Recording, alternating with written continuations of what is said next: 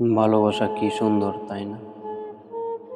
কেউ ধ্বংস হয়, আবার কেউ সুন্দর একটা জীবন ফিরে পায়। ভালোবাসার এই অদ্ভুত খেলা একটা জীবনকে শেষ করতে পারে, আবার সুন্দর করে গড়ে তুলতে পারে।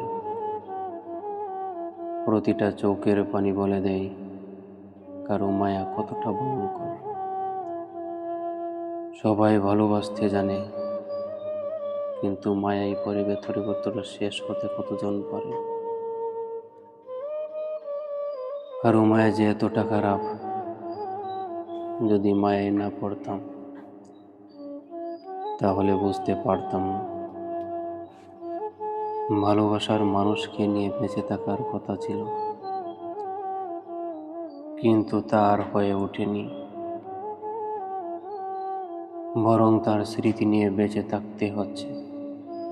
প্রতিটা রাত এমনভাবে কেটে যাচ্ছে যে মধ্যরাতে তার কথা ভেবে দম বন্ধ হয়ে যায়। তাকে নিয়ে কল্পনা জগতেও সাজিয়ে তুলি, যদিও বাস্তবে তাকে পাওয়ার সম্ভাবনা নাই 1%। তবুও তাকে নিয়ে ভাবতে ভালো লাগে।